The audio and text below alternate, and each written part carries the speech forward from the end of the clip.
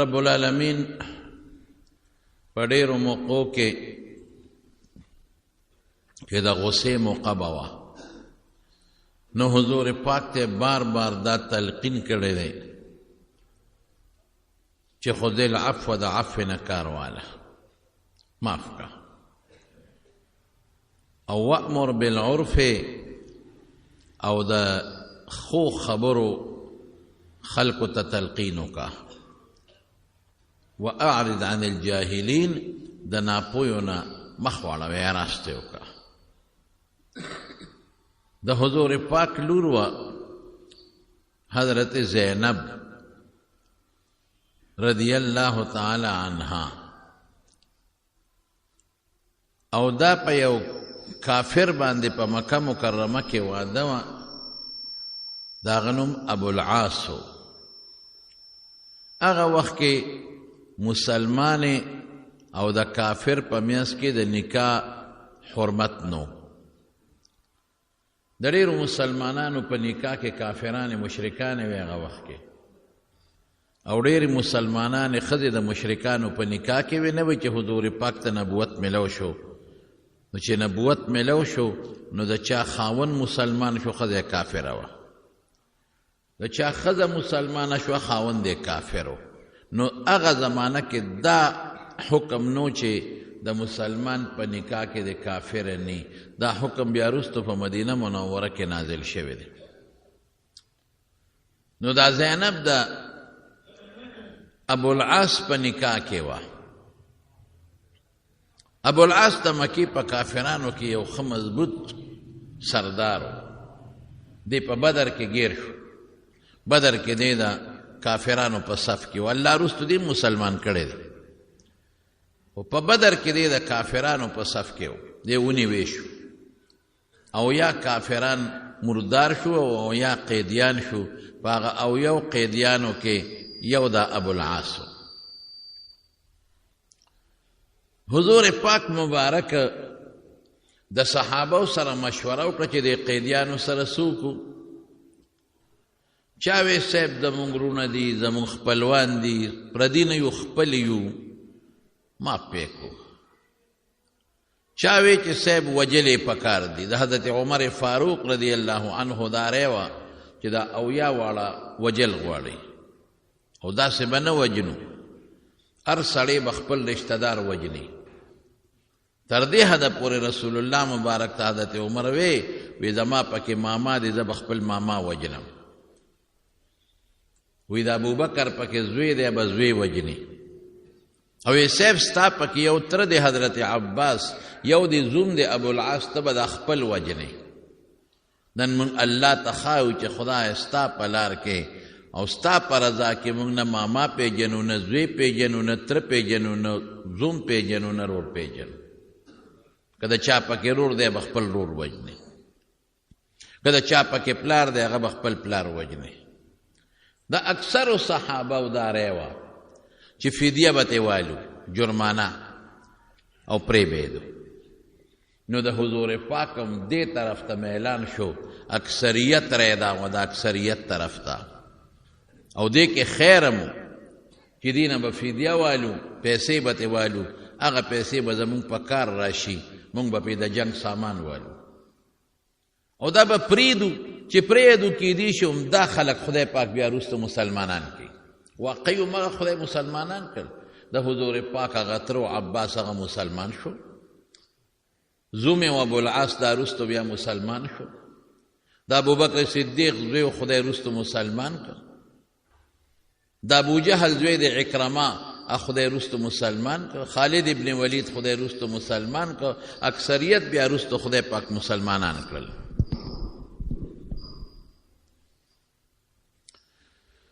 فدیه چې په کله مقرر کړه اوږده قصه ده چې ته به بل وخت درته وکړم خو مختصر ده یو ټکي درته وایم فدیه چې کله مقرر کړه نو دی خپلوانو ته سوال جواب ولګي چې زمونږ فدیه راولېږي نو د ابوالعاص د حضور پاک زوم دی او ښځه د نبي علیه السلام لور ده هغې ته مې اطلاع لاړه هر چا د خپل قیدی د خپل رور پلار زوی فدیه راوړله او خلاصو به یې تبوته به حضرت حضور پاک مبارک ته چې کله فدیه پیش کېدې صاحب دا د فلان کی فدیه ده اب یې واغېسته وی دی خوشې کوي دا د فلان کی فدیه ده اب یې ته واغېسته جرمانه او دا خوشې کوي دا د فلان کی جرمانه ده اب یې واغېسته دا خوشې کوي چې کله د ابوالعاص جرمانه ورته مخکې شوه او پیغمبر مبارک ورته وکتل نو په ژړا شو سترګو نه یې اوښکې روانې شوې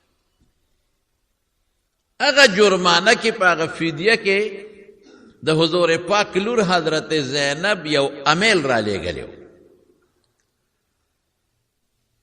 لور یې وه که نه ده زوم یې و امیل یې را لېږلی و او دا هغه امیل و چې د حضرت خدیجې رضی الله تعالی عنها امیل و چې کله زینب ودېده او ناوې شوه نو حضرت خدیجې د خپلې غاړې نه امیل اویسته او زینب ته په غاړه کې واچو بعد وخت کې مور لور د خپل کالی ورکوي نو حضرت زینب چې فدیه را لېږله نو هغه امیل یې په فدیه کې د پاسه یې ښودی حضور پاک له یو اشاره ورکړله چې زما نه هم ته فدیه غواړې زما د خاوند نه نو چې کوم امیل ماله مور را کړی نو ام پکې واله نو چې رسول الله مبارک ته د ابوالعاص فدیه مخکې شوه نو سترګو کې اوښکې وبې دی صحابه وی الله رسوله ته هغوی خو پوه نه و صحابه وی د الله رسوله ولې ته پې خپې که ته خپې زمونږ د ټولو د طرف نه اجازت دی چې د ابوالعاص دا فدیه به مونږ واپس کړو وی نه په دې نه یم خپه انصاف نه به کار هلو د نورو فدیه مو قبوله کړه دا به م قبلو خو ما له جړه په بل څیز راله ما ته خپلې لور یو اشاره را کړه چې بابا زما نه فدیه غواړئ نو واله او چې کم امیل ما ته د ناوېتوب په وخت کې د ما مور خدیجې د غاړې نستې وچولې او ام پکې واله نو ما ته هغه وخت را یاد شو هغه وخت چې زما دغه لور زینب ناوې کېدله نو زما مشرې ښځې د غاړې نه امیل اویسته و هغې دې زینب ته په غاړه کې اچولو دا هغه امیل دی ما ته هغه وخت را یاد شو خدیجه رضی الله تعالی عنها ډېره زیاته خوښه وه هغه زوړ وخت را یاد شو نو که ستاسو خوښی دا نوره فدیه به ترې پاتې کړو دا امیل به زینب ته واپس کړو وی بلکل زمونږ اجازت دی هغه امیل یې زینب ته واپس کړو ابوالعاص ته وی تا پرېږدم خو په یو شرط چې ته هغه وخت کې ستا او د زینب نکاح جایز وه اوس منه ده نو ته به مهرباني وکړې چې ته مکې ته لاړ شې زما لور زینب به ماله راولېږې هغه وی ټیک ده قیدیانو ټولو فدیې ورکړې لاړل ابوالعاص هم لاړ د شرط مطابق هغې ابوالعاص د حضور پاک لور زینب په یو اوښ باندې سوره کړه او د مدینې په لاره یې روانه کړه په مکه کې یو کافر و حبار ابن اسود حبار د اسود زوی چې هغه خبر شو وی وی پلارې زمونږ او یا کسان مړه کړل او لور به یې مونږ نه داسې دي هغه ورپسې راغی او زیتوا یو مقام و د مکې نه بار هغې کې دا زینب په اوښ سوره وه او په نیزه یې واله د حضور پاک لور او لاندې یې راوغورځوله دا غریبه زخمیم شوه او په ګېډه یې ماشوم و هغه هم پرېوته لوی تکلیف ورته ورسېد بیا خلکو حبارونه و چې نه ښځو ته موږ څه نه وایو پلار سره یې زموږ دشمني ده به ګورو کار به ورسره کوو او دا خو زنانه ده دا خو ښځه ده دې ته موږ اسم نه وایو نه یې خلاصه کړه لیکن لوی درد هغې غریبې ته ورسېد چې زخمیم شوه د اوښ نه چې بنده راغورځېږي څومره لوی تکلیف یې په اوچه ډاګه په کاڼو او بیا بچې ته پرېوته دا ځان له یو مسله ده خیر مدینې ته ورسېده خو حضور پاک ډېر دړمن و چې زنانه سره خو څوک ظلم نه کوي دا خو زنانه وه او بیا زنانه باندې یو سړی راځي او په نیزه پې غوزار کوي زما لور ته خو ډېر لوی تکلیف ورسو صحابو فیصله وکړه که دا حبار مونږ له کله هم په ګوتو راغې ده سره به مونږ ګورو ځکه زمونږ د پیغمبر لورې په نیزه والې ده او د اوښ نه یې راغورځولې ده او ماشوم هم ترې پرېوتی دی چې کله مکه مکرمه فتح شوه او د مکې د فتح نه پس نبی علیہ السلام سره صحابو حنین او تاس ته لاړل او هغه علاقې فتح شوې نو د مکې نه بار یو ځای د جعرانه ورته وایي هلته نبي کریم صلی الله علیه وسلم لاړ او کېناست او غنیمتونه یې راغونډ کړل تقسیمولې اوس هم خلک جعرانې ته عمرې له ځي د هغه ځای نه عمره کوي دې کې د حبار ابن اسود په اس باندې ډېر په تیزۍ راغی او د رسول الله مبارک مخې ته راودرېد او چې څنګه راغی بس صحابه ورته ځان تیار کړه چې دغه مونږ له په ګوتو خدای راوست دا خو هغه ظالم دی چې د خو د پیغمبر مبارک لور په نیزه والې ده او په ځمکه یې غورځولې ده او ماشوم ته پرېوتی دی دا چې ته پرېږدو خو چونکې رسول الله مبارک ته چې را مخامخ شو نو صحابه د پیغمبر نه بغیر بیا غزار نه شو کولی نو رسول الله مبارک ته صحابه الله رسول هغه حبار هغه دی راغی مطلب دا دی چې ګوتو له خدای راوست هغه دی راغی نبی علیہ السلام وفرمیل ما ولیده ما لیدې دی غږ ورته مه کوې ما لی را پرېږدې نو رسول الله مبارک له راغی نو چې څنګه رسول الله مبارک له راغی نو حضور پاک ته څه وایي وی زه خو وتښتېدم مکه چې تا فتح کړه زه وتښتېدم ما وی راشه د عربو په ښارونو به ګرځې ما وی بیا مې وی چې عرب هم مسلمانېږي هلته رم ځای نشته بیا مې وی راشه د عجمو په ښارونو باندې وګرځه بیا مې هغه فیصله وکړه چې چرته نظم محمد ډېر صابره دی صلی الله علیه وسلم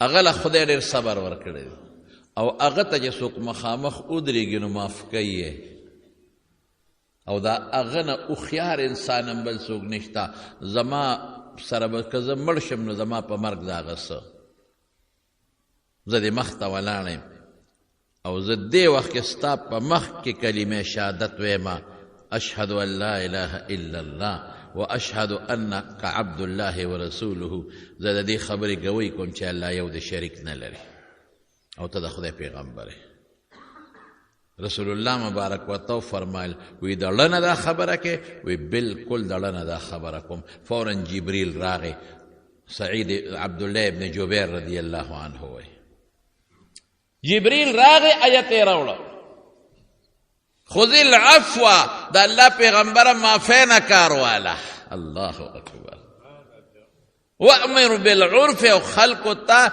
ښه څیزونه وښایه د شریعت احکامات وښایه خلق په دې پوهې که چې خلق یو بل سره ښه سلوک کوي واعرض عن الجاهلین او که کم ناپوهه دی هغه د سره د ناپوهتیا سلوک کوي هغه نه مخ اړوه پروا مه ساته وی زه معافي بچی معافي وی ما ډېر ظلم کړی دی ستا لور سره کړ ما ډېر زیاتې کړی دی ستا لور سره ښځو سره دا کار نه پکار وی کلمه خو دې د زړه نه وویله که نه وی د اسلام احکامات د زړه نه منې وی زه زما د لور وینه درته معاف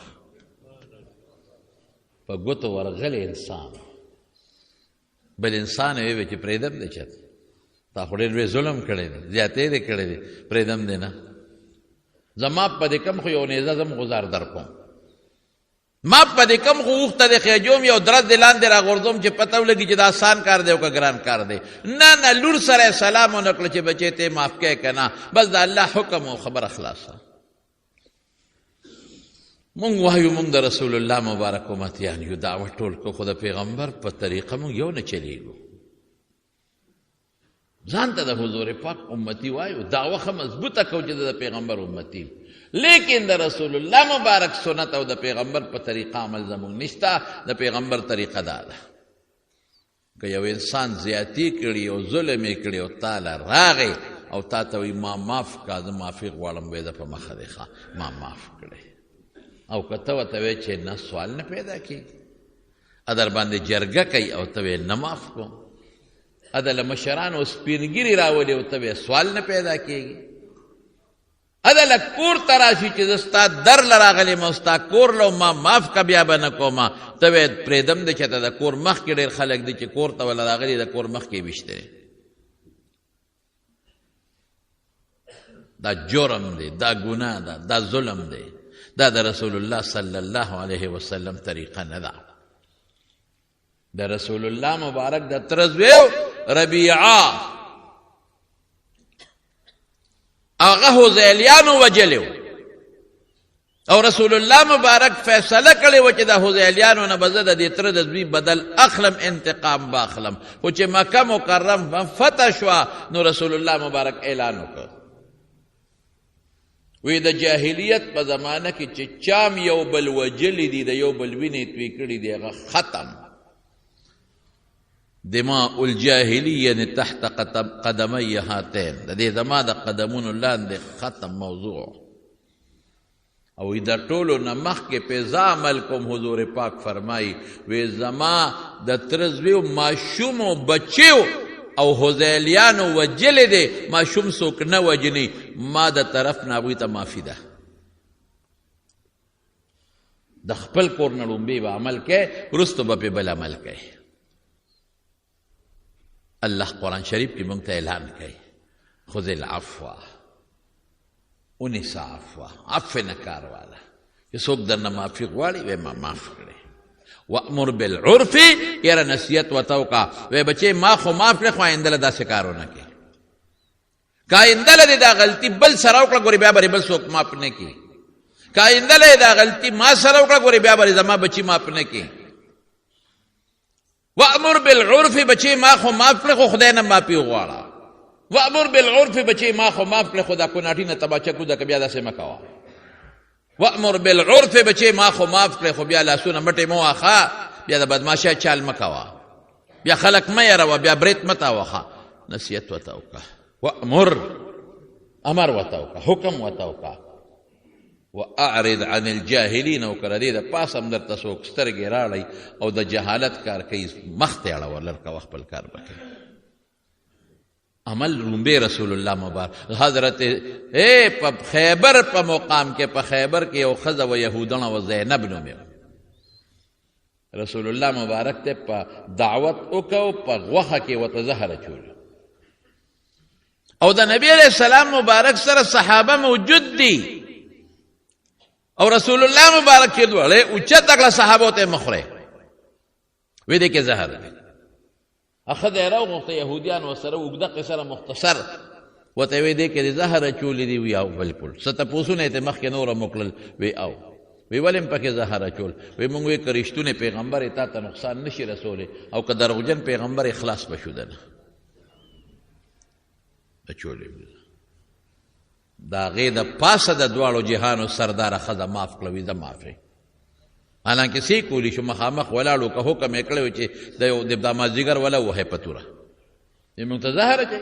او هغه دونه خطرناک زهر و چې رسول الله مبارک کم وخت کې ځان کدن یعنی وفات کیږي د دواړو جهانو مبارک سردار مرض وفات کې سوی وی هغه د خیبر زهر مې اوسم د زړه په رګ کې پراته دي، د زړه رګ راله سوځي، د هغې اثر مې اوسم د زړه دا مین وال کې پروت دی، او زما د زړه دا مین وال راله کټ کوي.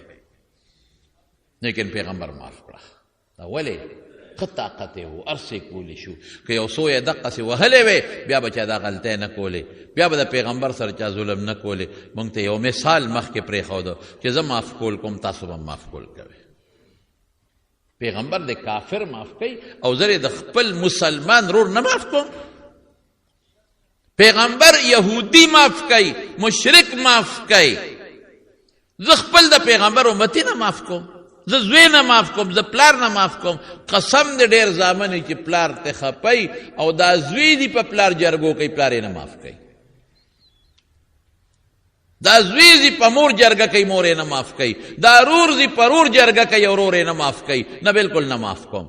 آها ډېر زوراور یې نه، ډېر طاقتمن یې، ته معافي نه کوې. څه مطلب؟ وجل کې معافي نه کوې نو را پرزول کې، نو تا د پاسه بل طاقت نشي چې تا به راوپرځوي. ستا د پاسه بل طاقت نشته چې په دې وجود کې داسې بیمارۍ دله پیدا کړي چې په شفا کې او په هغه خانونو کې به ګرځې او جوړېږې به نه. ته خدای سره ډغرې وې، رور دې دی چې رور غلطي وکړي او تاله راغی چې زه معافي غواړم، زما د وینې بچې، د مور بچې مې، زما ستا یو وینه را دې خوښه، رور یې دې خوښه، یا زوی دله راغی او ما معاف کا، نصیحت ورته وکړه، بېشک نصیحت ورته وکړه، او ځان ته یې راته رغاړه، بس بیا به نه کېداس.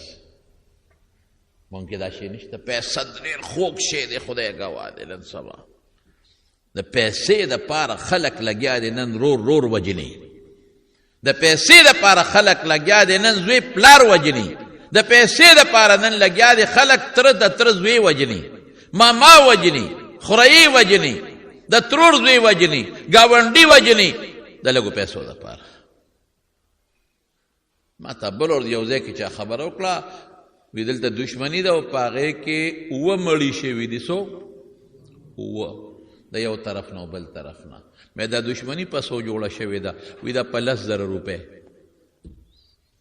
10,000 روپۍ باندې دشمني جوړه شو، 7 کسه پکې مړه شو. دا ولې موږ دونه جهالت کې پراته یو؟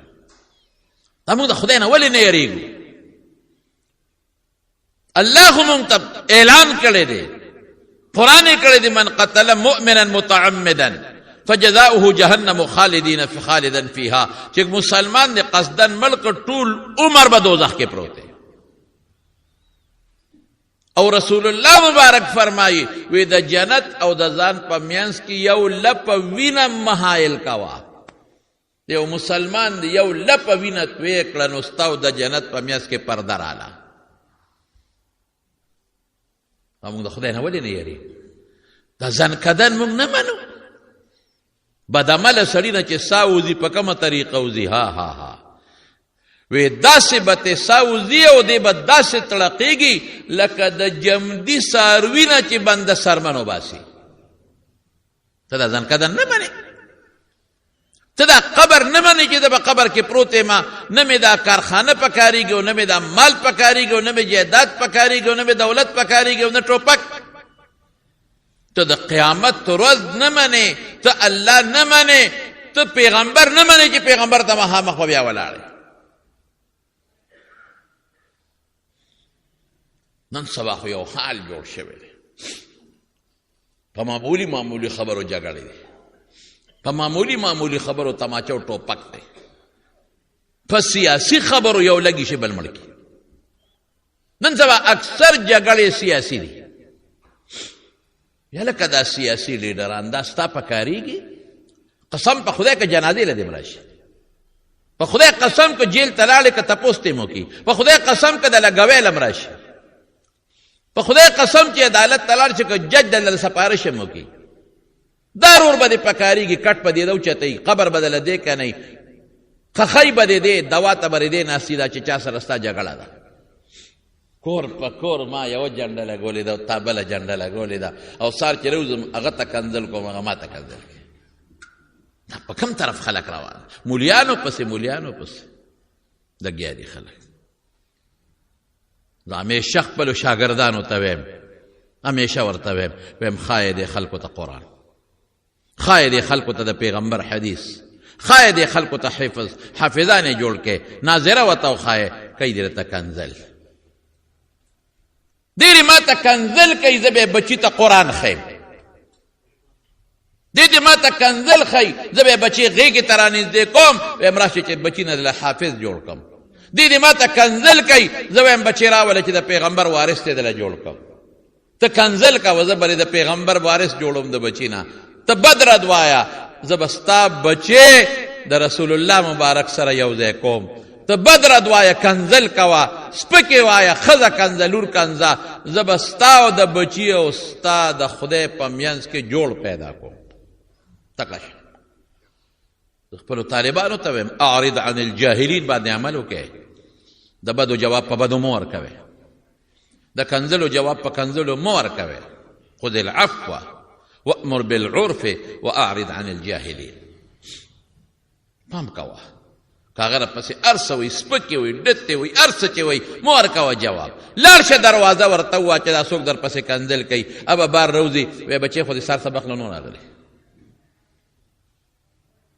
ته تکړه شه، هر څه چې کوې کوه. مونږ به ستاسو بچو ته قرآن ښایو، پرېږدو به نه. مونږ به ستاسو د بچو نه حافظان جوړو، پرېږدو به نه. مونږ به ستاسو د بچو نه د پیغمبر وارثان جوړو، پرېږدو به نه.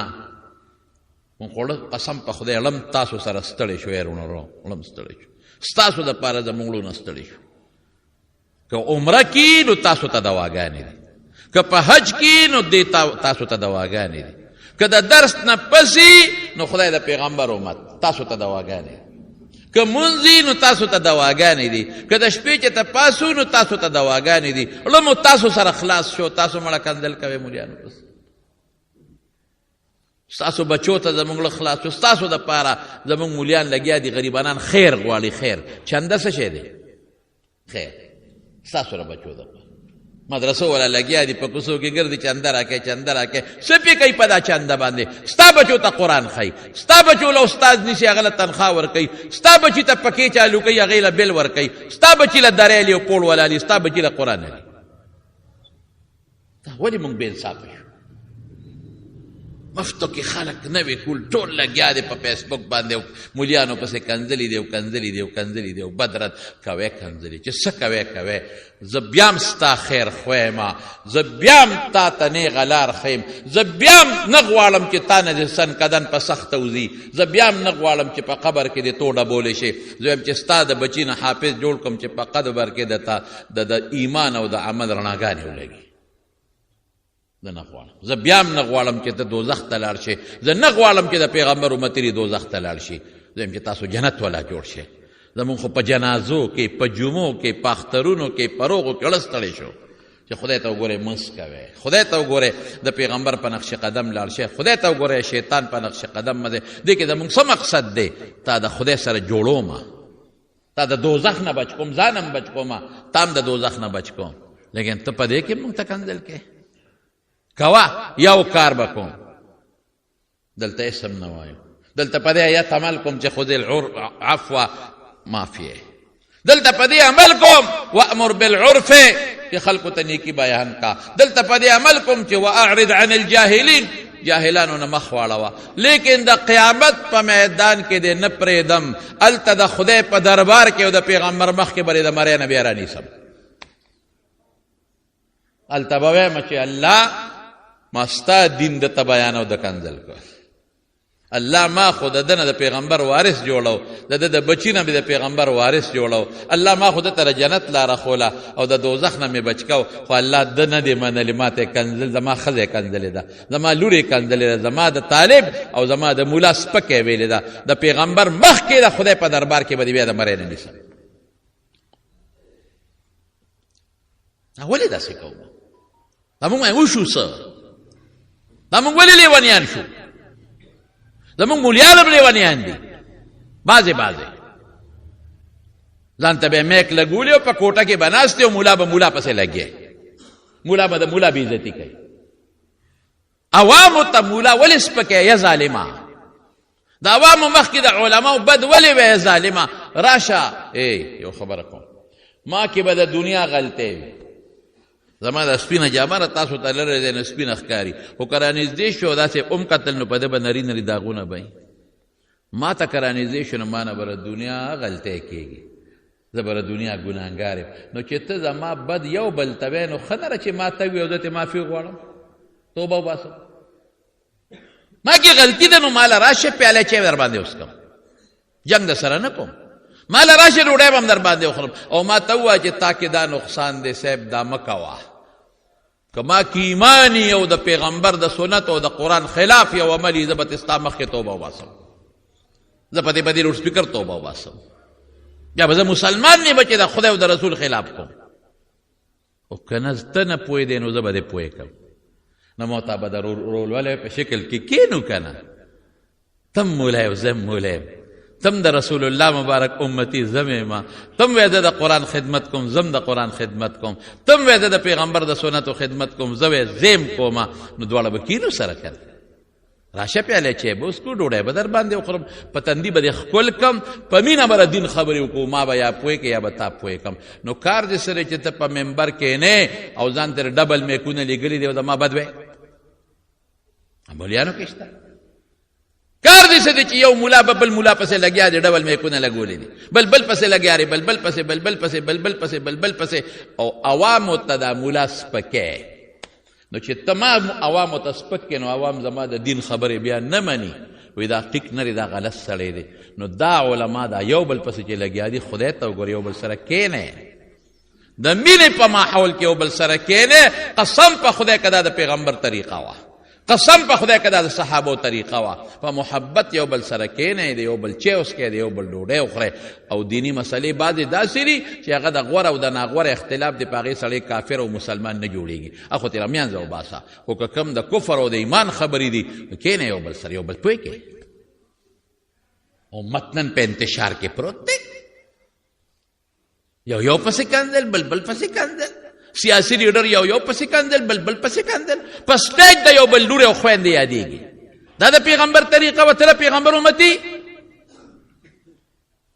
رسول الله مبارک ته خو الله اعلان کړی دی خذ العفو وامر بالعرف واعرض عن الجاهلین عفو نه کار واله خلکو ته نیغه لار وښایه خلک په نیکۍ پوه کا او چې کوم جهالت کوي د هغې د پاسم جواب مو ورکوه اعرض عن الجاهلین جواب مو ورکوه سپېړه درنه وباسي ته مو وباسه ته د خدای سپېړې ته یې پرېږده چې خدای پاکي ووایي چې پته یې ولګي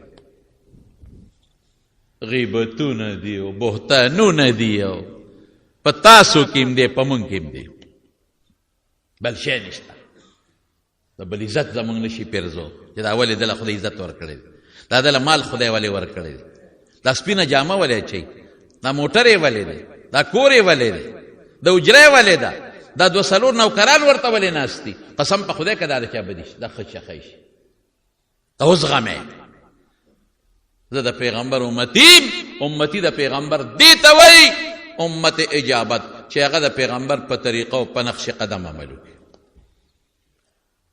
د فتح د مکې سفر دی فتح د مکه فتح کېږي رسول الله صلی الله علیه وسلم چې مکې ته رانږدې شو د حضور پاک یو دوه خپلوان دي د یو نوم دی عبدالله ابن ابي امیه د بل نوم دی ابو سفیان ابن حارث ابن عبد المطلب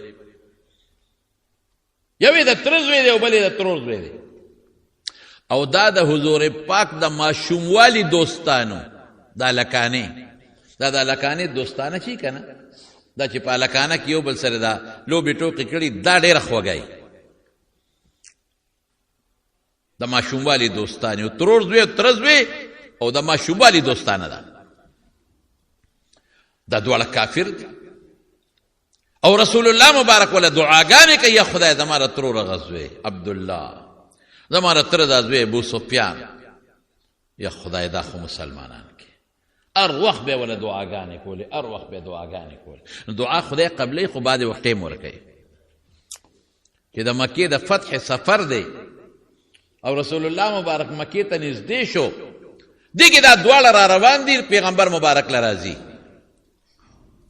د ایمان په نیت مسلمانی کی صحابه خو پوه شو دغه د چې رسول الله مبارک له صحابه راځي ابشر د الله رسوله مبارک خوشاله شه وی څه چلو شو وی هغه چې تا وله په تهجدو کې جړلې دي او تا وله دعاګانې غوښتې دي او تا وله الله ته زارۍ کړي دي هغه دواړه را روان دي مسلمانېږي وی څوک من هما وی عبدالله ابن ابي امیه او ابو سفیان ابن حارث ابن عبد المطلب خو چې دی ورته اووی رسول الله مبارک او فرمایل وی دا ما ته رانږدې نشي د دوی ایمان نه قبلېږي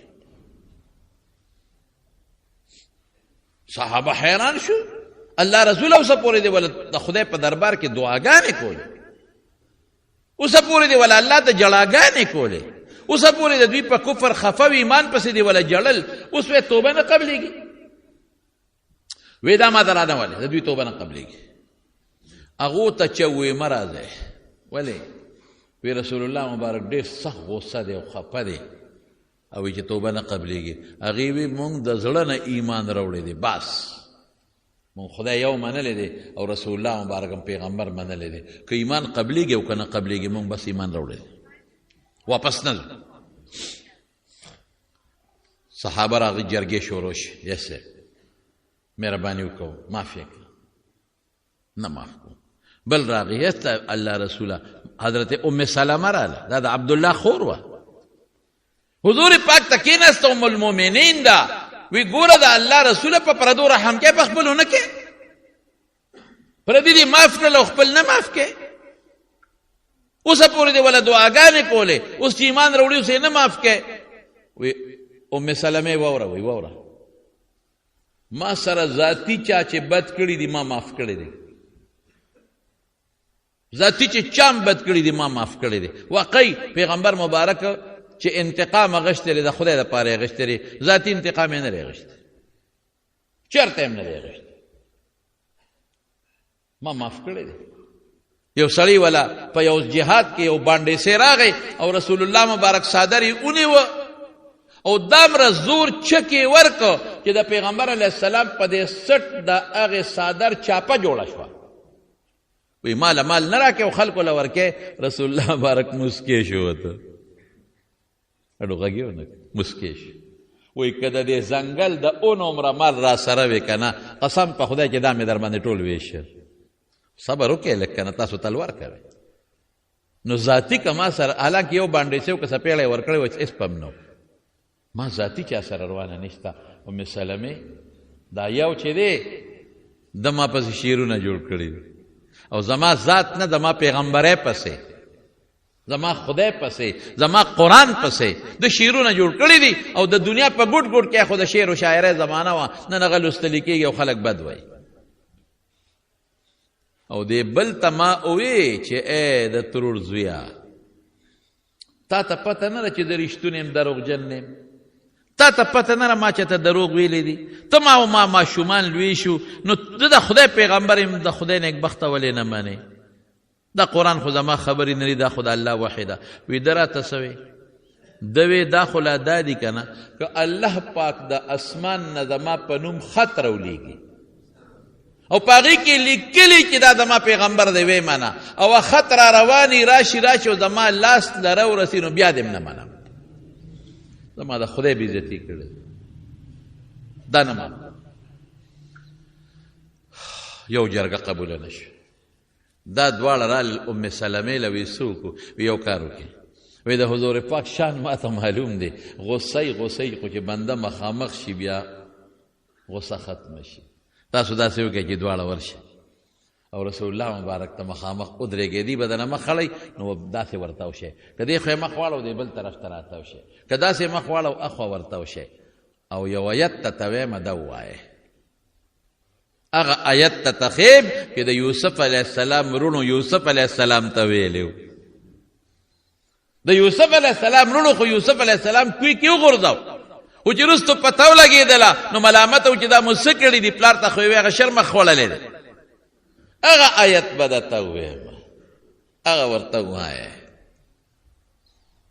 تالله لقد آثرك الله علينا وإن كنا لخاطئين. د یوسف علیه السلام رونو یوسف علیه السلام ته څه وی؟ زمونږ د په خدای قسمې چې تا له خدای په مونږ بهتري را کړې ده، تا له خدای په مونږ عزت را کړې دی، مونږ که تکوي کې غورځولې مونږ غلطي کړې ده، ورشه دا ورته ووایه.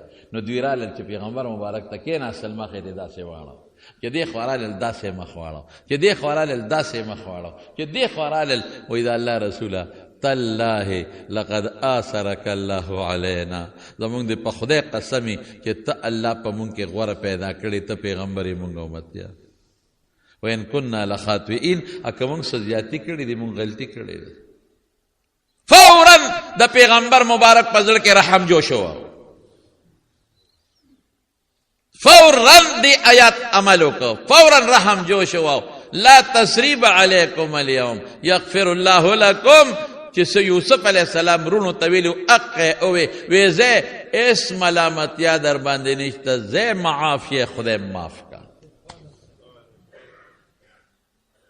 دی باندې عمل وکړه که یو سړي غلطي کړي او راشي او خپل جرم مني او تا ته کېناسته او تا ته ما معاف کا، وی زه بچې معاف یې. نصیحت ورته کوه. او یو ځل یو کتاب کې مې پخوا لیدي دي، اوس رانه یېر چې په کوم کتاب کې مې لیدي دي، خو ډېره موده مخکې کلونه مخکې مې یو جزیه یو ځای کتاب کې لیدلې ده چې وی فرعون او ابلیس یو بل سره ناستو. دا ابلیس ورته وایي چې ته ما پېژنې فرعون؟ وی نه، وی زه ابلیس یم د انسان په شکل. نو دا ابلیس د فرعون ته وایي یا لکه فرعونه زما ستا نه به زیات د خدای سپېره بل څوک لعنتي د خدای نه لرې. فرعون ورته وایي نه بالکل نشته. ابلیس ورته وایي زه خو خدای ته مخامخ ولاړ یم او الله راته وایي چې آدم علیه السلام ته سجده وکړو، ما وایي نیک وم. ما خو خدای ته مخامخ چیلنج ورکړی دی چې ستا دا څومره بندګان دي یو به رانه جنت ته نه ځي، د ښي طرف نه او د ګس طرف نه د هر طرف نه به پې حمله کوم خو دوزخ ته به یې غورځوم.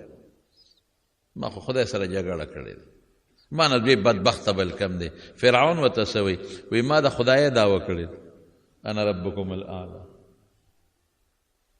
نو زما نه لوی بدبخته بل کم دی او د خدای د پیغمبر د موسی علیه السلام سره مې جګړه شروع کړې ده، زما نه لوی بدبخته بل کم دی. یو وایي زه لوی بدبخت یم، یو وایي زه لوی. ابلیس ورته وایي یو کس داسې دی چې هغه زما ستا نه ډېر بدبخته دی، زما ستا نه د خدای په نزد د خدای لوی دشمن دی، زما ستا نه زیات دی. فرعون وایي به څوک ستا نه به هم زیاتي او زما نه به هم زیات سپېري. ویه څوک دی؟ وی هغه کس دی چې دله یو مظلوم یو سړی راشي، هغه سړی دی چې دله څوک جرګه راولي او ورته وایي چې د الله په خاطر ما معاف کو، دی بیا هم نه معاف کوي. خدای درته پیش کړي چې د خدای په خاطر ما معاف کا، دی بیا هم نه معاف کوي. نو ته به د قیامت پر ورځ الله ته څه وایې چې الله ما معاف کا؟ ته 50 روپۍ نه معاف کوې، ته 1000 روپۍ نه معاف کوې، ته معمولی یو سپېړه نه معاف کوې، او تا چې شرک کړی دی او خدای ته سجده وباسې نو خدای راته معاف کوي؟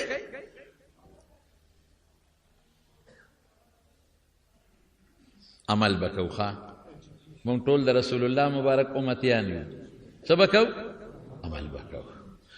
عملي به ځان نه جوړو، په معمولي خبرو به یو بل پسې جګړې نه کوو، په فیسبوکونو به د نن نه پس یو بل پسې کنځلې نه کوو، د یو بل بد به نه وایو، د پیغمبر مبارک د امت سپکاوي به نه کوو. کوشش به کوو چې امت په یو څیز متفق او متحد شي، او که چا د سره زیاتې وکړه خدای ته پرېږده. ستا به څه څپېړی، ستا به څه څپېړی چې ته څپېړه وباس، الله ته پرېږده. الله څپېړه مضبوطه ده، صبر ورته کوي، خو چې وله ورکي په خدای قسم سانټی پې وړي بیا څوک ټینګولی نه شي. او چې د نه معافي وغواړي چې زه معافي وغواړم وایي زه معافي. یو څیز په زړه کې شته ادا چې که هغه د نه معافي وغواړي نو خلک څه وایي؟ وایي دا خلک به وایي چې ما پې که دا ټکې راځي که نه راځي؟ وایي د پرون زه کنځلې موضوع مال یې څپېړه را کړې ده، اوس که یو بخم خلک به څه وایي؟ د هغې جواب دلو په ترمذي شریف جلد ثانی کې یو حدیث دی، پیغمبر مبارک پہ قسم خوری، د حضور پاک خبره بے قسم مونږ دلیل دی چې خدای ورته صادق او مصدوق وي، نو دی کې دویمه کم نه راغله رښتونه. لیکن پیغمبر مبارک په 3 سیزونو قسم خوري، وی زه پې قسم خورم. یو په دې قسم خورم چې په سوال به مال نه زیاتېږي. ته به دکانونو کې خلک ګرځي او سوالونه کوي، دې کې به مال زیاتېږي نه، که مال ډېر هم شي برکت به پکې نه، ټول عمر تر مرګه پورې به خیرات خور او خلکو ته به لاسونه نیسي. نمبر 1. نمبر 2 قسم خوري حضور پاک چې صدقه به مال کمی نه، صدقه چې څومره ورکړې مال به دې زیاتېږي. ګنې ځکه انت یو کار وکړه، سخت کال ته زکات ورکړه، نو چې سخت کال پورا زکات چې نیمګړی نه، سخت کال ته 1 لک روپۍ زکات ورکړه، که کال له دې 2 لکه ورنه که راشه زه به جرم درکړم، راشه زه را سره حساب کتاب کوم، ما ته په روز کال مې زکات لاک ورکړی او سخت کال خو ما زکات هغه مره ورنه که زه جرم در کوم، زه جرمانه درته زه منم. راشه چې سخت کال دې لاک ورکړه نو کال له به ته د 2 لکه او 3 لکه زکات ورکړې، خو پکې دا شرط دی چې پوره زکات ورکړې او د الله دپاره ورکړې، ریاکاري پکې نه. صدقه ته ورکړه چې کال زیاتېږي مال که نه زیاتېږي. پیغمبر پې قسم خوري او دریم وی چې کوم انسان د الله دپاره عجزي وکړي، د خدای دپاره څوک ته معافي وغواړي او دی وي ما معاف کړی، د خدای دپاره دې سر ښکته کړي او عاجزي وکړي. پیغمبر و قسم خورم چې دله به خدای عزت ورکوي. نو ته وایې دا خو که ما معاف کړه نو خلک به څه وایي؟ خلک به خپل کار کوي، د خلکو خبره به پرېږدو، بیا به راشو پیغمبر له د پیغمبر امتیان وي د هغه په خبره به عمل کوو. نو الله پاک قرآن شریف کې فرمایي خذ العفو وأمر بالعرف وأعرض عن الجاهلين. اے خالد ابن ولید د برکت نه په احد کې اویا صحابه شهیدان شوي دي. سو اویا کم صحابه چې پکې حضرت حمزه غوندې شخصیت رضی الله عنه، اویا صحابه شهیدان شوي دي په احد کې د خالد ابن ولید د لاسه. او جبل التنعیم سره د فتح د مکې په سفر کې 180 کسان د سره گرفتار شو. یو سل اتیا سمه موقع وه، صحابه غونډو نیول او رسول الله مبارک لی راوستل. او د صحابو نیت دا و چې دا ټول سر قلم کو، خپل ارمان پې ورجو. رسول الله مبارک معاف کړو، پرېږدی ایمان یې نه دی راوړی او بیا معاف کړل. هغې برکت بیا وروسته راغی که نه، هغه خدای ټول مسلمانان کړل. خذ العفو وأمر بالعرف، د عفو نه کار الله، د عفو لمن ټینګه ونیسه. ولې ته د خدای نه معافي غواړې او څوک دله راغی چې ما معاف کړی زه معافي. وأمر بالعرف نصیحت ورته کوه، ټیټ ورته کوه، وأمر حکم ورته کوه، داسې بیا مه کوه. وأعرض عن الجاهلین، او که د دې نه پس هم څوک جهالت کوي مخ ته اړوه، خدای ته پرېږده. زمونږ د سیرت د حضور پاک مقصد د بیان د سیرت څه دی؟ ادا دی. زه مولا به هم ځان کې دا صفت پیدا کول غواړم، ته به هم پیدا کې. هر سړی به دا کوشش کوي چې په ځان کې دا صفت پیدا کړم. بس غم بل دی که نه، ځان ته څه دا ګوته چې داسې بل ته نیغه کړمه نو دا څلور مې ځان ته رانیولي دي. غم دا دی چې هر سړی په بل کې عیب راوباسي او خپل عیب ته نه ګوري. دا لوی غم دی. هر سړی د بل عیب ته ګوري چې ده کې خو دا عیب دی، او ځان ته نه ګوري. ته د شپې چې څملې ته سوچ وکړه چې ما کې څونه عیبونه دي. ځان ته هم نصیحت پکار دی. زه خو د ټولو نه مخکې ځان ته نصیحت کوم. زه خو یم که ما کې څه عیب وي، وره مسلمان د مسلمان شیشه ده، المؤمن مرآت المؤمن. او ما ته چا کور ته راغی او ما ته وایي چې تا کې خو دا عیب دی، په خدای قسم ځان نه به وباسم، قسم مې راته وخوړ. او شته راکې ډېر عیبونه او ډېر ګناهونه دي د الله په دربار کې چې هغه زما او د الله سره دي. الله په دربار کې سوال کوم چې خدای د دې عیب نه مې خلاص کړې، خدای د دې ګناه نه مې خلاص کړې. دا خو ډنډ دی، د دې ډنډ په غاړه چې ګرځې څوک د ګناه نه کم دی خلاصېدی شي. د الله نه مې سوال کوم، دعا وکړه. یا الله مونږ د هر قسمه فتنو آفتونو نه په امان کې وساتي.